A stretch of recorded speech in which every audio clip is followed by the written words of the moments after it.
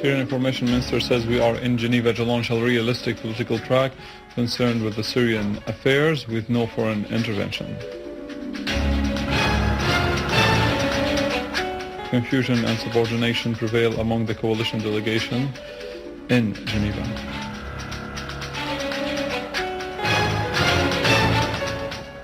The Iraqi Prime Minister says those who do not condemn terrorism and are political partners in killing and bloodshed.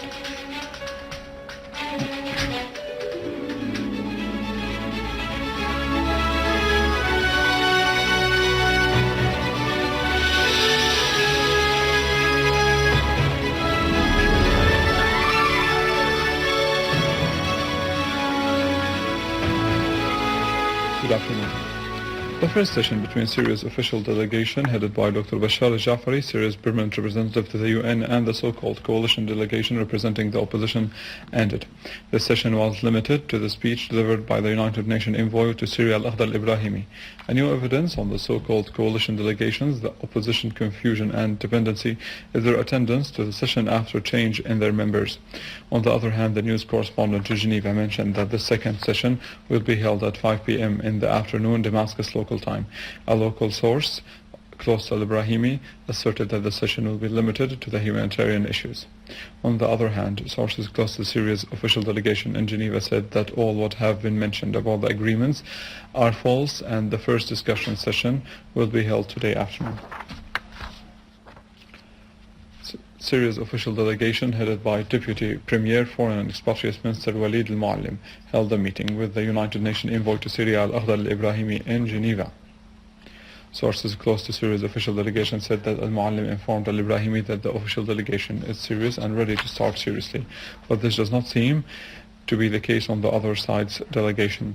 Sources close to Syria's official delegation as saying that Al-Brahimi has described yesterday's meeting as a half step, which will be a complete step today. The source added that Al-Moallem also informed Al-Brahimi that the international community has to place what the Syrians agree upon, not what would be imposed from the outside.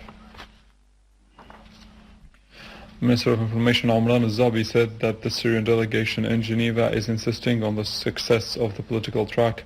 More in the following. In a statement to journalists, Mr. Al-Zabi said that the Syrian delegation came to Geneva with an open mind and a free, sovereign and independent national will, and no one, neither major countries nor institutions nor regional states, can dictate its language and conditions on us at all. He added that the Syrian Arab Republic official delegation agreed to come to Geneva too for a discussion with the opposition forces, but it is obvious that the opposition is not represented entirely in Geneva. There is a partial, very narrow and simple representation, affirming that Syria's state's political will of conducting dialogue with the national opposition forces will remain. He added that the Syrian delegation is open to discuss everything, especially with regard to Geneva 1, pointing out that Syria's reservations on Geneva 1 were public and not secret. Deputy Foreign and Expatriates Minister and member of Syria's official delegation to Geneva 2 conference, Mikdad, said, "We believe that getting the Syrian people out of the catastrophe imposed by the new old colonial circle is our main mission." And Mikdad told journalists in Geneva, "We are optimistic because we wish to get the Syrian people out of the catastrophe due to the terrorist acts of Turkey, Saudi Arabia, Britain and the United States, armament and funding of the terrorists." Mikdad added, "We need serious discussions and interlocutors, but not manipulation of this side or that, underlying that we will have a firm stance towards such these behaviors, and in case the coalition delegation called opposition did not come, we would say enough manipulation and mockery."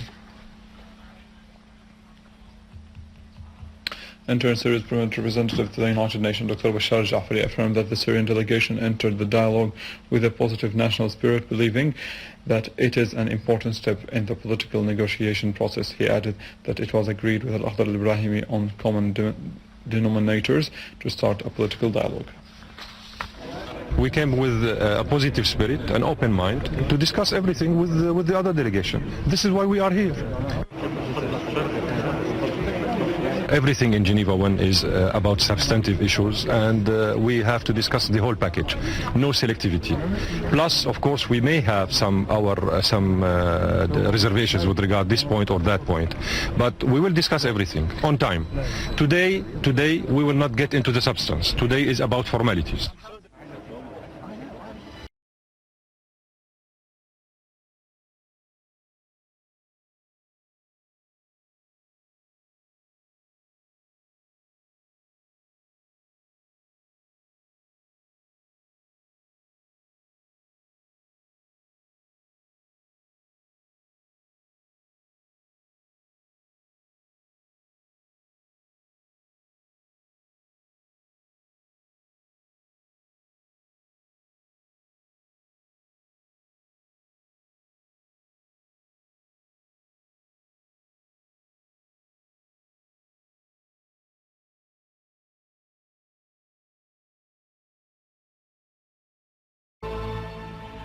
The Syrian community in Geneva yesterday organized a march in front of the United Nations headquarters in the city to support Syria's official delegation taking part in Geneva 2 conference, affirming Syria's sovereignty and rejecting any foreign intervention in the country's internal affairs.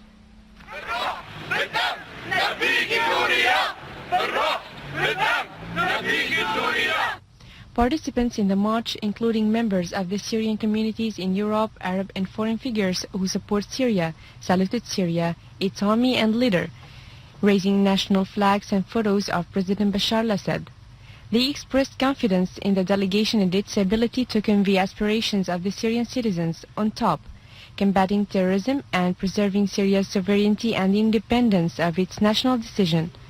Hundreds of Syrians on Wednesday organized a stand in front of the media center of the International Conference on Syria in Montreux City, supporting their homeland in the face of the conspiracy of Western, Arab and regional countries. In Syria, hundreds of Syrians staged a solidarity stand in Damascus in support of the Syrian official delegation participating in Geneva 2 conference. Participants affirmed adherence to national principles and hailed the victories realized by the Syrian Arab Army against terrorists.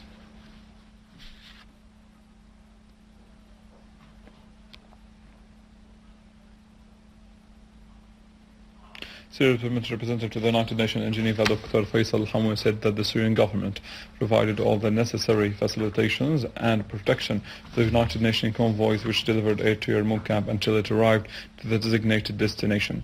But terrorists opened fire on the convoy and prevented it from entering the camp.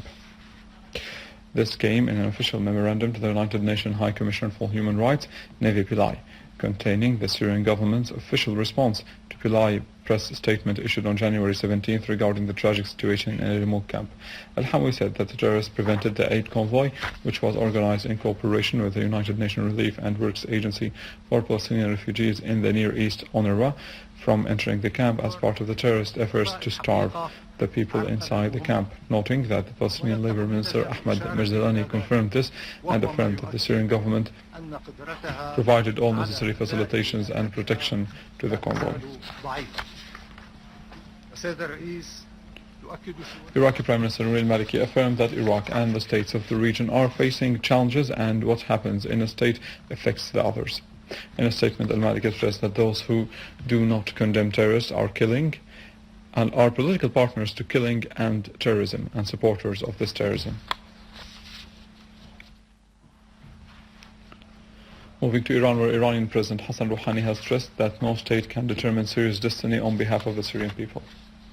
In a speech he made following his return to Tehran after participating in Davos World Economic Forum, Rouhani said that violence should be stopped in Syria and terrorism must be combated first for reaching a positive outcome of the crisis in the country.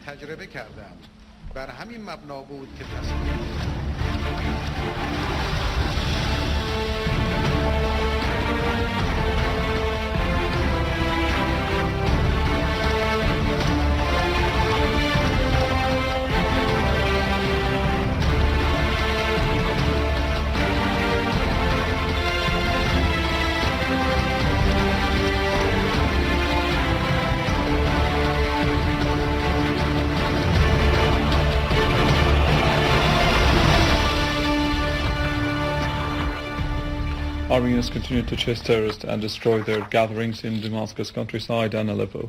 More about that in the following. A number of terrorists were killed and injured while they were preparing a car with explosives inside one of their dens in Brahimi village in Damascus countryside. The army eliminated all members of an armed terrorist group near Al-Nasriya area and killed a number of terrorists in Rima farms in Yabrud. The army units also clashed with terrorists in the areas of Dariya and Khan al-Sheikh, killing and injuring scores of them and destroying their weaponry and munitions. The army also clashed with terrorist groups in the areas of Jobar and Harasta and killed and injured a number of terrorists. In Aleppo and its countryside, army units eliminated a number of terrorists who tried to attack Al-Sayyid Ali village. Scores of terrorists were killed or wounded in the neighborhoods of Al-Salihin, Karam Humid, Al-Sha'ar and Sakhur. An army unit also carried out a qualitative operation against an armed terrorist group near Aleppo Central Prison and near the industrial zone in Sheikh Najjar area, killing a number of terrorists and destroying their equipment, including heavy machine guns. With this, we end our news for today. Thank you for watching. For more details about Syria and the region and to view this bulletin again, you can always visit our website in English, www.syriaonline.sy. Now to the latest in business and market news with Nariman Qassam, but after a short break.